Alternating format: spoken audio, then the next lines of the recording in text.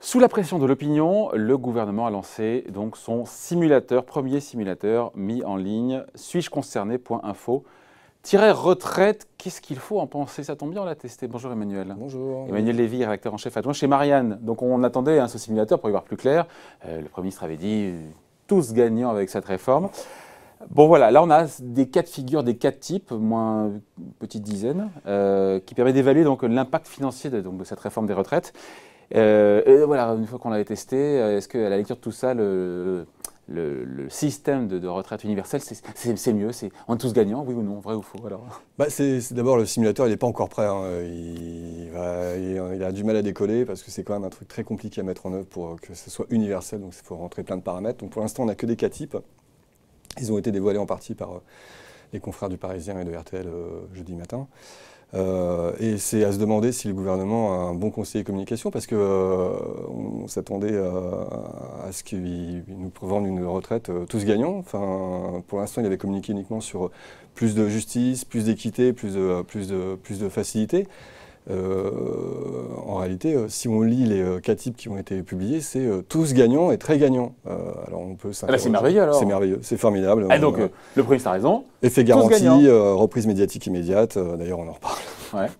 Et ce qui est effectivement, quand on lit les cas types, il y a plus de 123 € pour une secrétaire née en 80 qui prend sa retraite à 65 ans après toute une carrière au SMIC. Bon, à peine 3 € de perdu pour un professeur des écoles de la même génération qui a une structure de carrière qui est identique.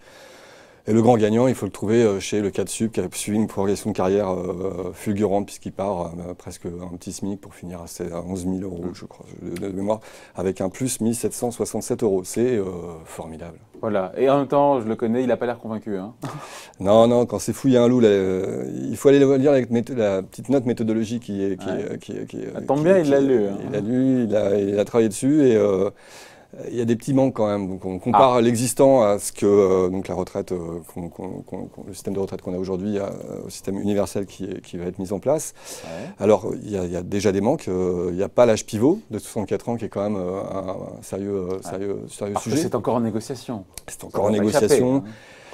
Ah, ça tombe bien.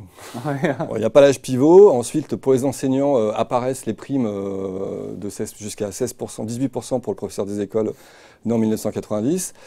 Ces primes, pour l'heure, elles sont toutes virtuelles. Hein. Elles ont été promises de revalorisation pour les personnels de l'enseignement, mais sans rien signer. Donc c'est bien de les prendre en compte, ça fait booster un peu l'histoire. Mais c'est quoi le mais là-dessus, sur les primes? Elles ont pas été... Enfin, il n'y a rien qui est arrêté. Enfin, c'est une promesse pour l'instant. Il y a des annonces. Oui, bon, d'accord. Pas critiquer l'annonce non plus. Il faut qu'elle soit suivie des faits, bien sûr. D'accord, mais on pourra discuter aussi plus tard de la façon dont on promet 1,3% de croissance des salaires. Mais ça va venir. Et l'autre truc qui est plus marrant, bon, c'est la méthodologie qui est plus sioux. Bon, c'est normal, on a neutralisé les effets d'inflation. Donc tous les chiffres qu'on a sous les yeux sont des chiffres en euros d'aujourd'hui. Ouais. Ça, c'est pas mal. Et dans le privé...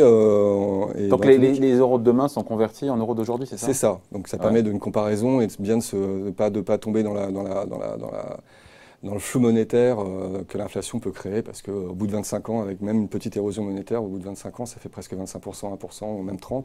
Donc ça peut poser des problèmes et rendre les comparaisons un peu compliquées. Donc c'est bien. Donc jusque-là, ça va, ok.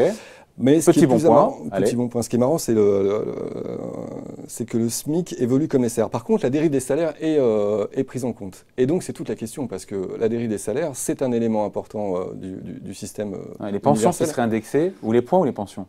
C'est les points. Les points qui seraient indexés sur les salaires. Ça, c'est une bonne nouvelle, ça. C'est les points accumulés, c'est les bonnes nouvelles. C'est la bonne nouvelle sur le principe. C'est à voir comment... Mieux vaut être indexé sur le salaire que sur l'inflation, puisque les salaires croissent plus vite que l'inflation. Absolument. La question, c'est combien on a pris comme hypothèse de croissance des salaires à venir. Oui, c'est ça tout le sujet. Ça, le gouvernement ne l'écrit pas. Mais on peut, quand on regarde les estimations, celle-là en particulier, donc celle où on a notre cas de la personne qui est au SMIC toute sa vie et qui, dans le système universel, va être rentrée en dispositif de garantie de son revenu, parce que le minimum, ça sera 85% du SMIC net. pour elle. Ouais. Donc ce SMIC net dont on a l'idée de combien il vaut en 2045, il vaut 1 644 €. Ouais. Donc aujourd'hui, le SMIC net, c'est 1 160 €. 171 €. Donc ça veut dire que dans les hypothèses du gouvernement pour cracher, c'est... le loup, il est là, attention, le suspense va s'arrêter. Le loup, il est ici. Le loup, il est là. Ça veut dire qu'en fait, les hypothèses du gouvernement sur le SMIC, mais comme sur l'ensemble des salaires et donc des cas types qui ont été mis en ligne, il y a une augmentation de 40% sur les 25 ans qui nous séparent de l'âge. Ah, c'est beaucoup. Ça veut dire qu'on est à quasiment 1,3%. Alors, c'est capitalisé, hein, donc c'est 1,3% par an. C'est 1,3% par an de croissance des salaires, c'est pas... Réel. Ah, réel, net de l'inflation. Eh ouais. Ah bah oui, puisqu'on a neutralisé. Ah oui, il a raison. Et donc, c'est beaucoup trop, 1,3%. Bah, c'est bien. Si on regarde un peu historiquement ce qu'on a eu. C'était la moyenne si on part en 1980. C'est pas vraiment la moyenne si on regarde dans les 10 dernières années, et ça ne le sera pas a priori si on regarde les hypothèses de croissance et les hypothèses de progrès technique et de progrès du travail. Et donc, a priori, c'est plutôt 0,5, 0,7. Et donc, et alors, conclusion? Bah, conclusion, en mettant une estimation de 1,3% par an sur la progression des salaires, le système universel qui est une sorte de... C'est comme la caisse d'épargne, en gros. Hein. C'est comme le petit compte. Quand on met une noisette à la caisse d'épargne, ça prend le taux d'inflation, le taux de rémunération du livret A. Là, le point, il prend le taux d'augmentation des salaires. Donc, un point, quand on le met en début de carrière et qu'on le fait capitaliser, donc c'est 1,3%, à la fin, ça fait pas mal. Ouais. Et ça fait presque 2,5 fois plus que si on avait mis 0,7%.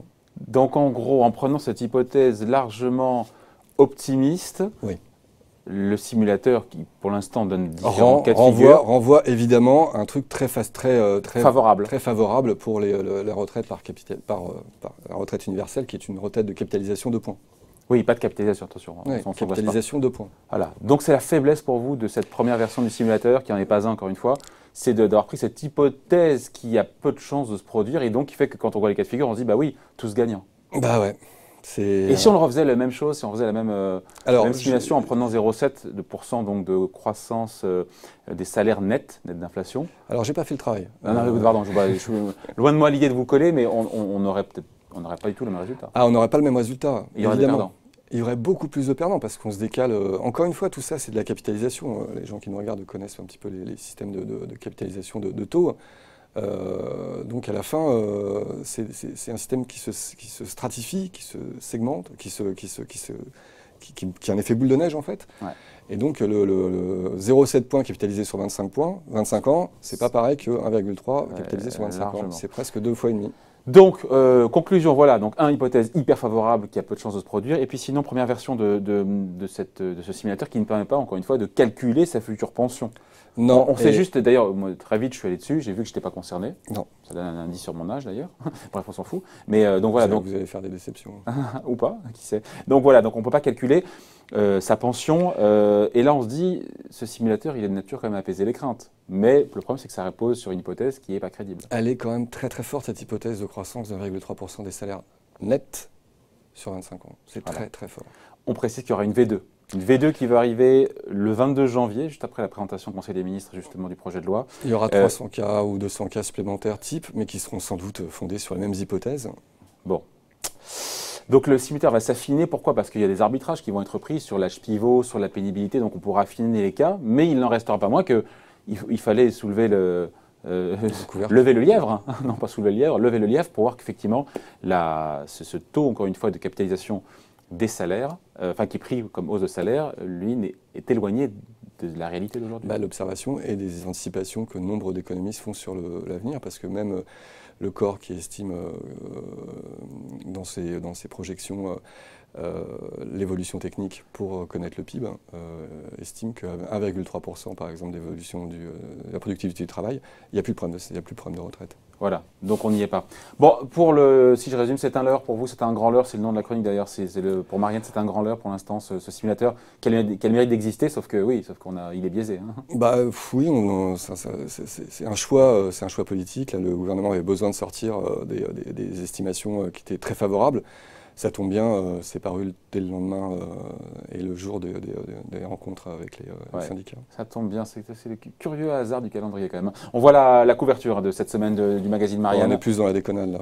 Oui, qu'est-ce qu'il y a cette semaine? Je vois retraite, Macron déclare la guerre des âges, voilà. Quoi d'autre sinon? Alors on a fait un truc un petit peu sympa, marrant pour les vacances sur le monde, bienvenue en Absurdie, sur les petites histoires qui racontent le monde dans lequel on est. Et Les fake news? Non, c'est pas des fake news, c'est plutôt, non, c'est la réalité des choses, c'est encore plus marrant la réalité. Et alors, genre quoi? Moi j'ai fait des trucs, ils font le tourisme à Tchernobyl, c'est pas moi. Ils font du tourisme à Tchernobyl? Moi je me suis plus intéressé sur un truc assez marrant, qui est la capacité pour les, alors on est sur une chaîne économique, donc je vais faire là-dessus, la capacité pour les entreprises qui font moins du million de chiffre d'affaires de déposer leur compte avec une option de confidentialité. Donc on ne peut plus regarder les comptes des entreprises au greffe du tribunal de commerce. Pour quand elles ont moins de chiffre d'affaires de combien de moins du million. 8 millions.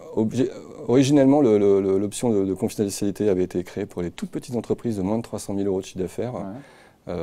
Et au fur et à mesure, la loi Pacte, par exemple, a monté le seuil jusqu'à 8 millions d'euros et plus de moins de 50 salariés. Et pourquoi bienvenue en Absurdie là-dessus? Et on finit là-dessus.